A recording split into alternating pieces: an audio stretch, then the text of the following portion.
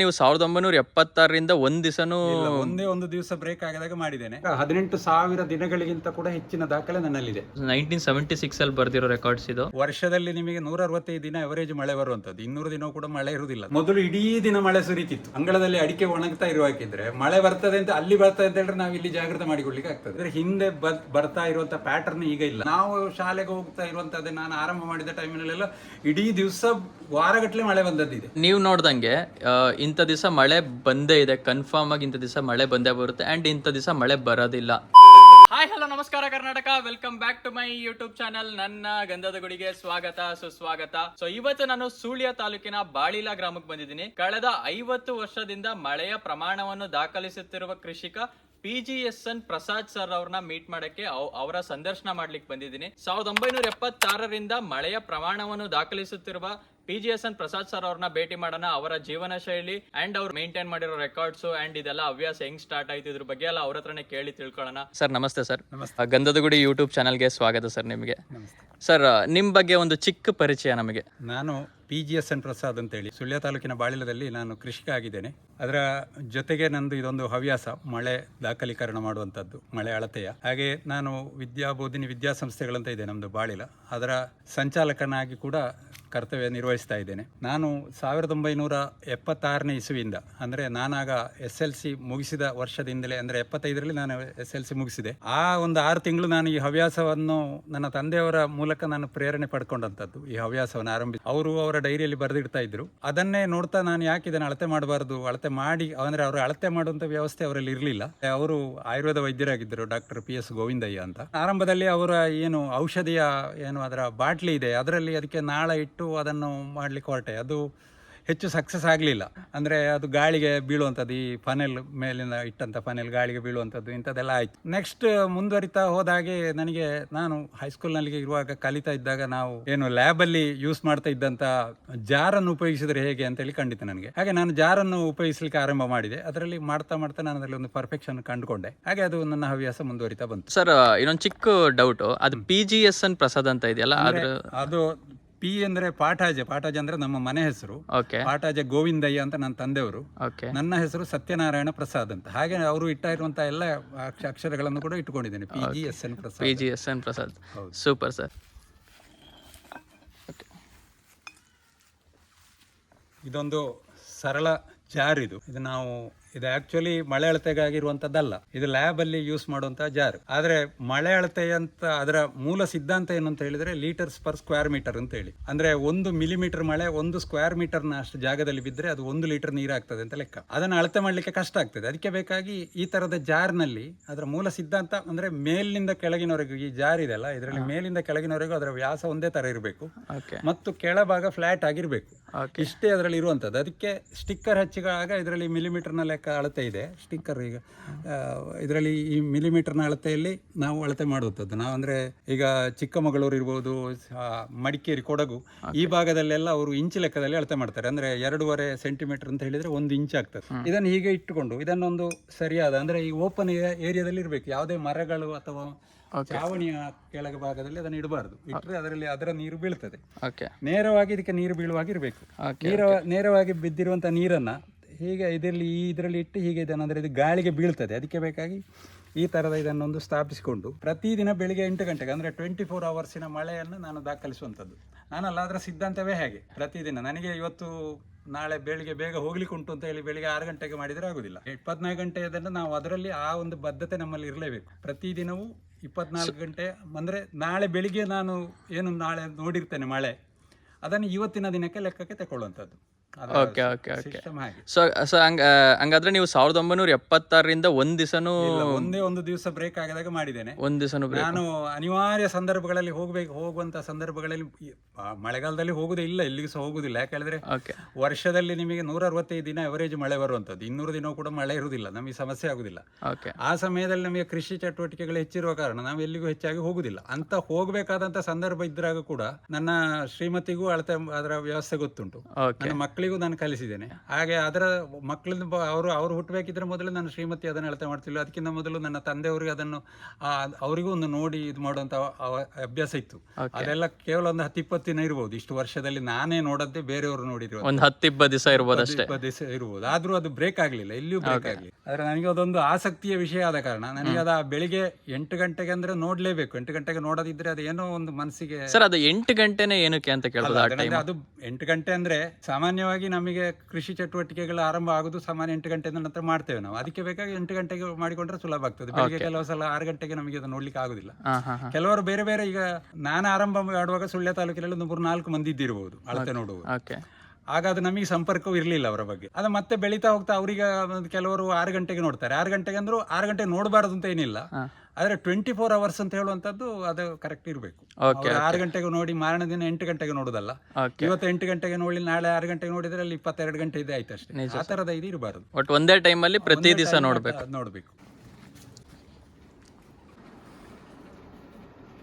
ನಾನಿದು ಆರಂಭದಲ್ಲಿ ಬರೆದಿಡ್ಲಿಕ್ಕೆ ಶುರು ಮಾಡಿದಂಥ ಪುಸ್ತಕ ಇದು. ಇದರಲ್ಲಿ ನಾನಂದ್ರೆ ಪ್ರತಿ ದಿವಸದ ಹವಾಮಾನವನ್ನು ಕೇವಲ ಮಳೆ ಅಳತೆ ಅಲ್ಲದೆ ಹವಾಮಾನವನ್ನು ಕೂಡ ದಾಖಲಿಸ್ತೇನೆ. ಆ ದಿವಸ ಅಂದ್ರೆ ಹವಾಮಾನ ಅಂದ್ರೆ ಯಾವ ತರ ಮಳೆ ಬಂದಿದೆ, ಗುಡುಗಿತ್ತ, ಸಿಡಿಲಿತ್ತ, ಚಳಿ ಯಾವ ತರ ಇದೆ ಅಂತ ದಾಖಲೆಗಳು ಕೂಡ ನನ್ನ ಪುಸ್ತಕದಲ್ಲಿ ಇದೆ. ಅಂದ್ರೆ ಈ ತನಕ 18,000 ದಿನಗಳಿಗಿಂತ ಕೂಡ ಹೆಚ್ಚಿನ ದಾಖಲೆ ನನ್ನಲ್ಲಿದೆ. 18,000 ದಿನಗಳಿಗಿಂತ ಹೆಚ್ಚಿನ ದಾಖಲೆ ನನ್ನಲ್ಲಿದೆ. 1976 ಜನವರಿಯಿಂದ ಆರಂಭ ಮಾಡಿ ದಾಖಲಿಸಿದಂಥದ್ದು. 1975ರಲ್ಲಿ ನಾನು ಹೈಸ್ಕೂಲ್ ಬಿಟ್ಟಾಗಲೇ ಆರಂಭ ಮಾಡಿದ್ದೆ, ಆದ್ರೆ ಅದನ್ನು ನಾನು ದಾಖಲೆಯಾಗಿ ತಕೊಳ್ಳಿಲ್ಲ. ಅದು ಯಾಕಂದ್ರೆ ಅದರಲ್ಲಿ ಅಷ್ಟು ಪರ್ಫೆಕ್ಷನ್ ಇರಲಿಲ್ಲ, ಹಾಗೆ ಅದನ್ನು ಡ್ರಾಪ್ ಮಾಡಿದ್ದೇನೆ. ಸೊ ಇದು ನಿಮ್ದು ಫಸ್ಟ್ ಬುಕ್ ಅಲ್ವಾ? ಇದು ಫಸ್ಟ್ ಬುಕ್, ಹೌದು. ಸೊ ಗೈಸ್, ಇವಾಗ ನೀವು ನೋಡ್ತಿರೋದು ಇವರ ಫಸ್ಟ್ ಬುಕ್. ಇದು 1976 ಅಲ್ಲಿ ಫಸ್ಟ್ ಇವರು ಬರೆದಿದ್ದು.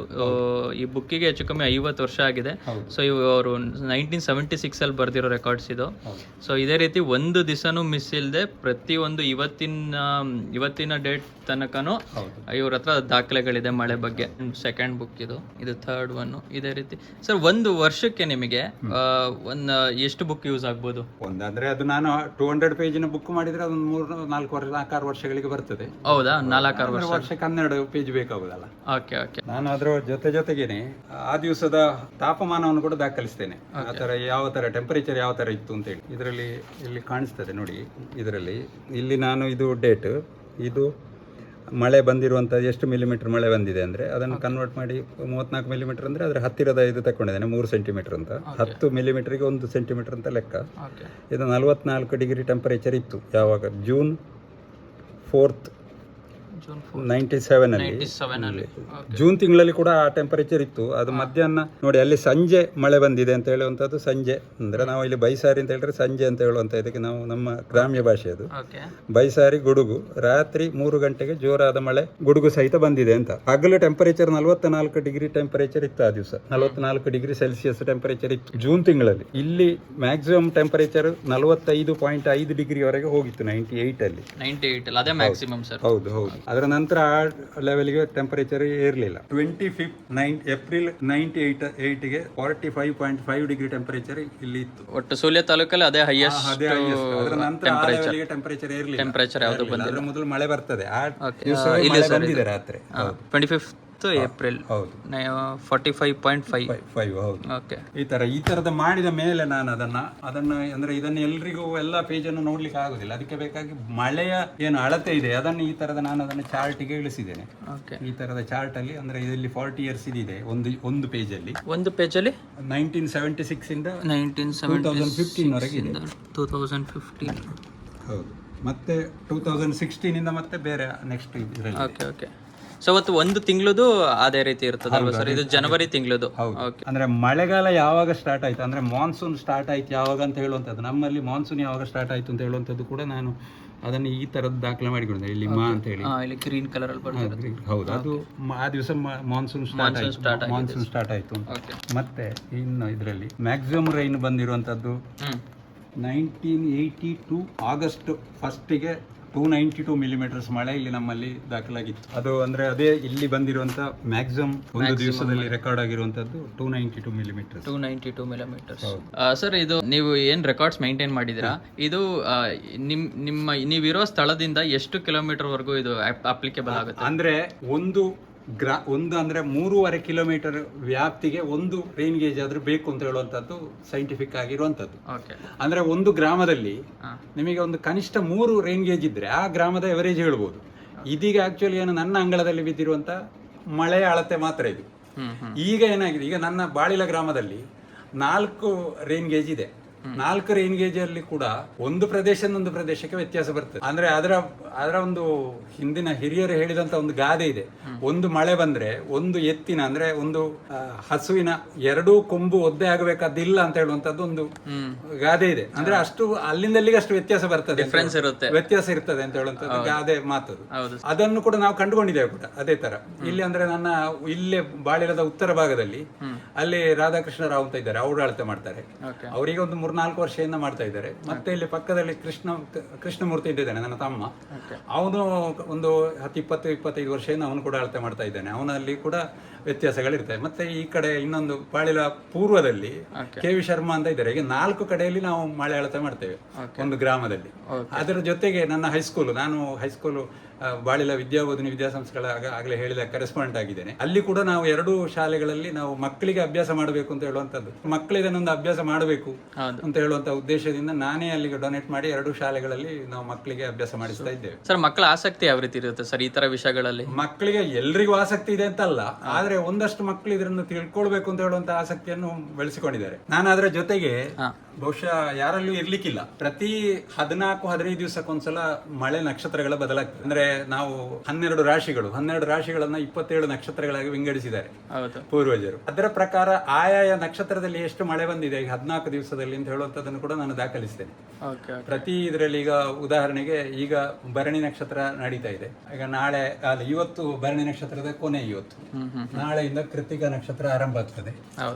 ಈ ಭರಣಿ ನಕ್ಷತ್ರದಲ್ಲಿ ಅಂದ್ರೆ ಈ 14 ದಿನದಲ್ಲಿ ಎಷ್ಟು ಮಳೆ ಬಂದಿದೆ ಅಂತ ಹೇಳುವಂಥದ್ದು, ಇದು ಇಷ್ಟು ಈ 50 ವರ್ಷಗಳಲ್ಲಿ ಕೂಡ ನಾನು ಯಾವ ತರ ಬಂದಿದೆ ಮಳೆ, ಒಂದೊಂದು ನಕ್ಷತ್ರದಲ್ಲಿ ಎಷ್ಟು ಮಳೆ ಬರ್ತದೆ ಅಂತ ಹೇಳುವಂತದ್ದನ್ನು ಅದನ್ನು ಕೂಡ ಪ್ರತ್ಯೇಕ ದಾಖಲಿಸ್ತಾ ಇದ್ದೇನೆ. ಹಿರಿಯರು ಹೇಳ್ತಾ ಇದ್ರು ಹಿಂದೆ, ಆರದ್ರ ನಕ್ಷತ್ರದಲ್ಲಿ ಮಳೆ ಬಂದ್ರೆ ಅದು ಒಳ್ಳೆ ಭೂಮಿಗೆ ನೀರೆಲ್ಲ ಇಳಿದು ಮುಂದಿನ ವರ್ಷಕ್ಕೆ ಕೃಷಿಗೆ ತೊಂದರೆ ಆಗುದಿಲ್ಲ, ನೀರಿನ ಕೊರತೆ ಆಗುದಿಲ್ಲ ಅಂತ. ಅದಕ್ಕೆ ಪೂರಕವಾಗಿ ಮುಂದೆ ಅಕ್ಟೋಬರ್ ಲಾಸ್ಟಿಗೆ ಸ್ವಾತಿ ನಕ್ಷತ್ರದ ಅವಧಿಯಲ್ಲಿ ಮಳೆ ಬಂದ್ರೆ ನಿಮಗೆ ಮತ್ತೆ ಮುಂದಿನ ವರ್ಷಕ್ಕೆ ಅಂದ್ರೆ ನೆಕ್ಸ್ಟ್ಗೆ ಮಾರ್ಚ್ ಏಪ್ರಿಲ್ಗೆ ನೀರಿನ ಕೊರತೆಯೇ ಆಗುದಿಲ್ಲ ಅಂತ ಹೇಳುವಂತದ್ದು ಅವರ ಸಿದ್ಧಾಂತ ಇತ್ತು. ಅದು ಕೂಡ ನಾವು ಕೂಡ ಅದನ್ನು ಒಂದಷ್ಟು ಮಟ್ಟಿಗೆ ಅದು ಸತ್ಯ ಅಂತ ಹೇಳಿ ಅನಿಸಿದೆ. ಆದ್ರೆ ಹಿಂದಿನ ಯಾವುದು ಕೂಡ ಈಗ ಅದೇ ತರ ನಡೀತಾ ಇಲ್ಲ. ಯಾಕೆಂದ್ರೆ ಈಗಿನ ಗ್ಲೋಬಲ್ ವಾರ್ಮಿಂಗಿನ ಇದಿರಬಹುದು, ಬೇರೆ ಬೇರೆ ಕಾರಣಗಳಿರ್ಬಹುದು. ಅದಕ್ಕೆ ಏನು ಕಾರಣ ಅಂತ ಹೇಳುವಂತದನ್ನು ಪೂರ್ತಿ ಕಂಡುಕೊಳ್ಬೇಕಿದ್ರೆ ಇನ್ನೂ ಒಂದಷ್ಟು ವರ್ಷಗಳ ಸ್ಟಡಿ ಮಾಡಬೇಕಾಗುತ್ತೆ. ಹೌದು ಸರ್. ಸರ್, ನೀವು ಶುರು ಮಾಡಿ 76 ಶುರು ಮಾಡಿದಲ್ಲ ಸರ್, ಆ 25 ವರ್ಷಕ್ಕೂ 2020ರಿಂದ 25 ವರ್ಷಕ್ಕೂ ನಿಮ್ಗೆ ಏನ್ ಅನ್ಸುತ್ತೆ ಸರ್ ಡಿಫ್ರೆನ್ಸ್ ಈ ಮಳೆಗಳ ಬಗ್ಗೆ ಅಂಡ್ ಇಲ್ಲಿನ ಅಂದ್ರೆ ಈ ಗ್ಲೋಬಲ್ ವಾರ್ಮಿಂಗ್ ಆಗ್ಲಿ ಅಥವಾ ಬೇರೆ ರೀತಿ ಎನ್ವಿರಾನ್ಮೆಂಟಲ್ ಇದರಿಂದ ಏನ್ ಡಿಫ್ರೆನ್ಸ್ ಅನ್ಸುತ್ತೆ ಸರ್? ಮಳೆಗೆ ಯಾವ ರೀತಿ ಅದು ಎಫೆಕ್ಟ್ ಆಗಿರ್ಬೋದು? ಮಳೆಗೆ ಆಕ್ಚುಲಿ ಏನಂತ ಹೇಳಿದ್ರೆ 1976ರಿಂದ 2000ನೇ ಇಸ್ವಿಯವರೆಗೂ ಅಥವಾ 2001ರಿಂದ 2025ರವರೆಗಿನ ಈ ಅವಧಿಯ ಮಳೆ ಸಾಮಾನ್ಯ ಎವರೇಜ್ ಒಂದೇ ರೀತಿ ಉಂಟು. ಈಗ ವಾಪಸ್ ಈಗ 2025 ನಾನು ನೋಡ್ತಾ ಇದ್ದೇನೆ, ಈ 25 ವರ್ಷ ಮೊದಲಿನ 25 ವರ್ಷಕ್ಕೂ ನಂತರದ 25 ವರ್ಷಕ್ಕೂ ಎವರೇಜ್ ಮಳೆ ಸಾಧಾರಣ ಒಂದೇ ರೀತಿ ಇದೆ. ಆದ್ರೆ ಸಮಸ್ಯೆ ಏನಾಗಿರುವುದು ಅಂತ ಹೇಳಿದ್ರೆ ಹಿಂದೆ ಬರ್ತಾ ಇರುವಂತ ಪ್ಯಾಟರ್ನ್ ಈಗ ಇಲ್ಲ. ಮೊದಲು ಇಡೀ ದಿನ ಮಳೆ ಸುರಿತಿತ್ತು. ನಾನಾಗ 29 ಸೆಂಟಿಮೀಟರ್ 292 ಮಿಲಿಮೀಟರ್, ಅದು ಇಡೀ ದಿನದಲ್ಲಿ ಬಂದಿರೋ ಮಳೆ.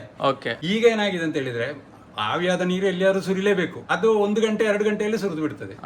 ಈಗ ಹತ್ತಿರದಲ್ಲಿ ನಮ್ಮ ಇಲ್ಲಿ ಸುಳ್ಯ ತಾಲೂಕಿನ ಇದು ಕಡಬ ತಾಲೂಕು ಅಂದ್ರೆ ಅದು ಮೊದಲು ಸುಳ್ಯ ತಾಲೂಕು, ಅಲ್ಲಿ ಬಳಪ ಅಂತ ಇದೆ. ಅಲ್ಲಿ ಕಳೆದ ವರ್ಷ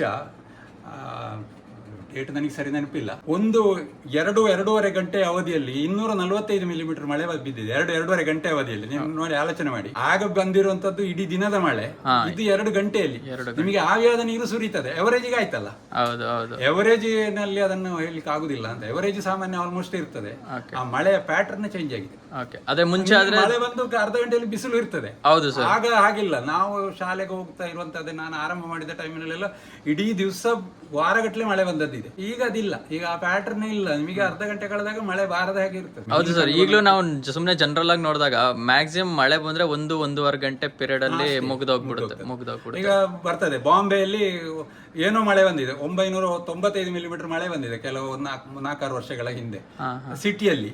ಅಲ್ಲಿ ಏನೋ ಇಡೀ ವೆಹಿಕಲ್ಗಳೆಲ್ಲ ಮುಳುಗಿ ಏನೋ ಪ್ರವಾಹ ಬಂದು ಏನೋ ಎಲ್ಲ ಆಗಿದೆ. ಅದು ಇಲ್ಲಿ ಎಲ್ಲ ಬರುದಿಲ್ಲ ಆ ತರದ ಮಳೆ. ಅದಂದ್ರೆ ಅಲ್ಲಿ ಬಹುಶಃ ಗ್ಲೋಬಲ್ ವಾರ್ಮಿಂಗ್ ಅಂತ ನಾವು ಆಗ್ಲಿ ಮಾತಾಡಿದ ಹಾಗೆ ಅಲ್ಲಿ ಈ ವಾಹನಗಳ ದಟ್ಟವಾದಂತಹ ಹೊಗೆ, ಫ್ಯಾಕ್ಟರಿಗಳ ಹೊಗೆ, ಇದು ಕೂಡ ಕಾರಣ ಆಗಿರ್ಬೋದು ಅಂತ. ಹೌದು ಸರ್. ಮಳೆಯ ಟೆಂಪರೇಚರ್ ರೈಸ್ ಆದ ಕೂಡಲೇ ಬರಲೇಬೇಕು ಮಳೆ. ಎಲ್ಲಿಯೋ ಮೋಡ ಎಲ್ಲಿಯೋ ಆವಿಯಾಗಿರ್ತದೆ, ಎಲ್ಲಿಯೋ ಹೋಗಿ ಸುರಿತದೆ. ಸರ್ ಅಂದ್ರೆ ನೀವು ನೋಡ್ದಂಗೆ ಇಂಥ ದಿವಸ ಮಳೆ ಬಂದೇ ಇದೆ, ಕನ್ಫರ್ಮ್ ಆಗಿ ಇಂಥ ದಿವಸ ಮಳೆ ಬಂದೇ ಬರುತ್ತೆ ಅಂಡ್ ಇಂಥ ದಿವಸ ಮಳೆ ಬರೋದಿಲ್ಲ. ಈ ದಿನಾಂಕಗಳು ನೀವು ಹೇಳಕ್ ಇಷ್ಟಪಡ್ತೀವಿ? ಫೆಬ್ರವರಿ 3 ಮತ್ತೆ ಮಾರ್ಚ್ 3 ಈ ದಿವಸದಲ್ಲಿ ಇಷ್ಟು ವರ್ಷಗಳಲ್ಲಿ ನನ್ನ ದಾಖಲೆಯಲ್ಲಿ ಮಳೆ ಮಳೆ ಬಂದಿಲ್ಲ. ಓಕೆ. ಫೆಬ್ರವರಿ ಮತ್ತೆ ಮಾರ್ಚ್ 3ನೇ ತಾರೀಕು ಬರಲಿಲ್ಲ. ಫೆಬ್ರವರಿ 1-2 ಬಂದದ್ದಿದೆ ಬೇರೆ ಬೇರೆ ವರ್ಷಗಳಲ್ಲಿ. ಓಕೆ. ಮಾರ್ಚ್ ಅಲ್ಲಿಯೂ ಹಾಗೆ 1ನೇ ತಾರೀಕು 2ನೇ ತಾರೀಕೆಲ್ಲ ಬಂದದ್ದಿದೆ, 4ಕ್ಕೂ ಬಂದದ್ದಿದೆ. ಆದ್ರೆ 3ನೇ ತಾರೀಕಿಗೆ ಬರಲೇ ಇಲ್ಲ ಮಳೆ. 3ನೇ ತಾರೀಕಿಗೆ ಬರಲಿಲ್ಲ. ಕಾಕತಾಳೀಯ ಅಂತ ಗೊತ್ತಿಲ್ಲ, ಆದ್ರೆ ಇದೆ ಮಾತ್ರ ಆ ತರ ಇದೆ. ನಾನು ತಂದೆಯವರ ಡೈರಿಯನ್ನು ಅವರು ಸುಮಾರು ವರ್ಷಗಳನ್ನ 65ನೇ ಇಸ್ವಿಯಿಂದ ನನ್ನ ಹತ್ರ ಅವರ ದಾಖಲೆ ಕೂಡ ಇದೆ. ಅದರಲ್ಲಿ ನೋಡುವಾಗಲೂ ಆ ದಿನಗಳಲ್ಲಿ ಮಳೆ ಇಲ್ಲ, ಅದ್ರಲ್ಲೂ ಇಲ್ಲ. ಏನು ಅಂತ ಹೇಳಲಿಕ್ಕೆ ಆಗುದಿಲ್ಲ. ಆದ್ರೆ ಅದೊಂದು ಏನೊಂದು ಕಾರಣ ಇದೆ ಅಂತ ಖಂಡಿತ. ಜುಲೈ ತಿಂಗಳಲ್ಲಿಯೂ ಕೆಲವು ದಿನ ಇದೆ, ಆ ಇಷ್ಟು ವರ್ಷಗಳಲ್ಲಿ ಮಳೆ ಬಂದ ದಿನಗಳಿದೆ. ಆಗಸ್ಟ್ ಅಲ್ಲಿಯೂ ಇದೆ. ಈ 3 ತಿಂಗಳಲ್ಲಿ ಕೆಲವು ದಿನಗಳಿದೆ. ಪರ್ಟಿಕ್ಯುಲರ್ ಡೇಟ್ ಬೇಕಿದ್ರು ಹೇಳುದು ನೋಡ್ಬೋದು. ಕಂಟಿನ್ಯೂಸ್ ಆಗಿ ಪ್ರತಿ ವರ್ಷ ಕೂಡ ಜೂನ್ 22ಕ್ಕೆ ಮಳೆ ಬರ್ತಾ ಇದೆ. ಇನ್ನು ಈ ವರ್ಷ ನೋಡ್ಬೇಕು, ಬರ್ಬೋದು, ಬಂದೇ ಬರ್ತದೆ ಇದು. ಹೌದು ಸರ್. ಮುಂಚೆ ಹೋದ ವರ್ಷ ಕಂಪೇರ್ ಮಾಡಿದ್ರೆ ಈ ವರ್ಷ ಸ್ವಲ್ಪ ಮಳೆ ಬೇಗ ಬಂತು. ಮಳೆ ಬೇಗ ಬಂದಿದೆ. ಬಂದ್ರೆ ಈ ವರ್ಷ ನನ್ನ ಇದರಲ್ಲಿ ನಾನು ಇಷ್ಟು ವರ್ಷದ ಇದರಲ್ಲಿ ಅನುಭವದ ಆಧಾರದಲ್ಲಿ ಹೇಳುದಿದ್ರೆ ಕಳೆದ ವರ್ಷ ನಮಗೆ ಸುಮಾರು 22-23% ಅವರೇಜ್ ಗಿಂತ ಜಾಸ್ತಿ ಇತ್ತು. ಈ ವರ್ಷ ಅವರೇಜಿನ ಸುತ್ತಮುತ್ತ ಇರಬಹುದು ಅಂತ. ಅಂದ್ರೆ ಇಲ್ಲಿ 4500 ಮಿಲಿಮೀಟರ್ ಹತ್ರ ಆಸ್ಪಾಸಿನಲ್ಲಿ ಮಳೆ ಬೀಳ್ತದೆ ವರ್ಷದಲ್ಲಿ. ಈ ವರ್ಷ ಕೂಡ ಅದೇ ಆಸ್ಪಾಸಿನಲ್ಲಿ ಇರಬಹುದು. ಸರ್ ಹಂಗೆ ಈಗ ನೀವು ಮಾಡ್ತಿರೋ ಹವ್ಯಾಸ ಬೇರೆ ಯಾರಿಗಾದ್ರೂ ಇನ್ಸ್ಪೈರ್ ಆಗಿ ಅವ್ರಿಗೂ ಇದ್ರ ಬಗ್ಗೆ ಆಸಕ್ತಿ ಅವ್ರಿಗೆಲ್ಲ ಏನ್ ಹೇಳಕ್ ಇಷ್ಟಪಡ್ತೀರಾ ಸರ್ ನೀವು? 2014ನೇ ಇಸ್ವಿವರೆಗೆ ಇಲ್ಲಿ ಸುಳ್ಯ ತಾಲೂಕಿನಲ್ಲಿ ಒಂದು 3-4 ಮಂದಿ ಮಾತ್ರ ಮಳೆ ಅಳತೆ ಮಾಡುವವರು ಇದ್ರು. ಪ್ರಸ್ತುತ ಈಗ ಸುಳ್ಯ ತಾಲೂಕಿನಲ್ಲಿ ಹತ್ತಿರ 50 ಮಂದಿ ಮಳೆ ಅಳತೆ ಮಾಡುವವರು ಇದ್ದಾರೆ. ಅದು ಅವರು ಎಲ್ಲಿ ಮಳೆ ಬಂದ್ರು ಕೂಡ ನಮಗೆ ಸಾಮಾನ್ಯವಾಗಿ ಸುಬ್ರಹ್ಮಣ್ಯದ ಆಸ್ಪಾಸಿನಲ್ಲಿ ಮಳೆ ಬಂದ್ರು ಸಹ ನಮಗೆ ಇದರಲ್ಲಿ ಮಾಹಿತಿ ಸಿಗ್ತದೆ. ಆರಂಭದಲ್ಲಿ ಅಲ್ಲಿ ಮಳೆ ಬಂತು ಅಂತ ಹೇಳಿ ಆದ್ರೆ ನಾವು ಇಲ್ಲಿ ರೆಡಿ ಆಗ್ಲಿಕ್ಕೆ ಆಗ್ತದೆ. ಮಳೆಯ ಯಾವ ತರ ನಾವು ಈಗ ಅಂದ್ರೆ ನಾವು ಮೈನ್ ಇಲ್ಲಿ ನಮ್ದು ಕೃಷಿ, ಅಡಿಕೆ, ಅಂಗಳದಲ್ಲಿ ಅಡಿಕೆ ಒಣಗ್ತಾ ಇರುವಾಗಿದ್ರೆ ಮಳೆ ಬರ್ತದೆ ಅಂತ ಅಲ್ಲಿ ಬರ್ತದೆ ಅಂತ ಹೇಳಿದ್ರೆ ನಾವು ಇಲ್ಲಿ ಜಾಗೃತಿ ಮಾಡಿಕೊಡ್ಲಿಕ್ಕೆ ಆಗ್ತದೆ. ಅಲ್ಲಿಂದ ಬರ್ಬೇಕಿದ್ರೆ ಒಂದು ಅರ್ಧ ಗಂಟೆ ಬೇಕು, ಗಾಳಿ ಬಂದು ಬರ್ಬೇಕಿದ್ರೆ. ಈ ತರದ ಪ್ರಯೋಜನಗಳನ್ನು ಪಡ್ಕೊಳ್ಳಿಕ್ಕೆ ಆಗ್ತದೆ. ಅವರಿಗೆ ಸಹ ಹಾಗೆ, ಅದಕ್ಕಿಂತ ಆಚೆಗೆ ಈಗ ಪ್ಯಾಟರ್ನ್ ಹೋಗಿದೆ. ಈಗ ಕೊಲ್ಲಮಗರು ಸುಬ್ರಹ್ಮಣ್ಯ ಆಸ್ಪಾಸಿನಲ್ಲಿ ಈ ವರ್ಷ ಮಳೆ ಕಡಿಮೆ, ನಮಗೆ ಮಳೆ ಜಾಸ್ತಿ ಬಂದಿದೆ. ಒಂದೊಂದು ವರ್ಷ ಒಂದೊಂದು ರೀತಿ ಇರ್ತದೆ, ಹೇಳಲಿಕ್ಕೆ ಆಗುದಿಲ್ಲ. ಸರ್ ಈ ಹವ್ಯಾಸಕ್ಕೆ ಏನ್ ಬೇಕು ಸರ್? ಅಂದ್ರೆ ಈ ಹವ್ಯಾಸ ಶುರು ಮಾಡೋರ್ಗೆ ಏನ್ರ ಅವಶ್ಯಕತೆ ತುಂಬಾ ಇದೆ? ಹವ್ಯಾಸ ಶುರು ಮಾಡೋರಿಗೆ ಮೇನ್ ಬೇಕಿರುವಂತದ್ದು ಆಸಕ್ತಿ. ಆಸಕ್ತಿ ಇದ್ರೆ ಮಾಡಿಕೊಂಡು ಹೋಗ್ಲಿಕ್ಕೆ ಆಗ್ತದೆ. ಮತ್ತೆ ನಾನು ಆಗ ತೋರಿಸಿದ ಜಾರ್, ಅದಕ್ಕೊಂದು 500 ರೂಪಾಯಿ ಆಸ್ಪಾಸಿನಲ್ಲಿ ಇದೆ ಜಾರ್. ಮತ್ತೆ ಅದನ್ನು ಕೂತ್ಕೊಳಿಸ್ಲಿಕ್ಕೆ ಒಂದು ಸ್ಟ್ಯಾಂಡ್. ಆ ಸ್ಟ್ಯಾಂಡಿಗೂ ಅಷ್ಟೇ ಒಂದು 400-500 ರೂಪಾಯಿ ಮಾಡ್ಲಿಕ್ಕೆ ಆಗ್ತದೆ. ನಂದು ಸ್ವಲ್ಪ ಸಿಮೆಂಟಿನ ಬ್ಲಾಕ್ ಮಾಡಿದ್ದು, ಅದು ಸ್ವಲ್ಪ ಹೆಚ್ಚು ಸ್ಟ್ರಾಂಗ್ ಇದೆ. ಅದಷ್ಟು ಬೇಕು ಅಂತ ಏನಿಲ್ಲ. ಅದು ಬೀಳದಾಗ ಅದನ್ನು ಗಟ್ಟಿಯಾಗಿ ಇಡುವಾಗಿರುವ ಕಬ್ಬಿಣದ ಸ್ಟ್ಯಾಂಡ್ ಗಳನ್ನು ಮಾಡಿಸ್ಲಿಕ್ಕೆ ಆಗ್ತದೆ.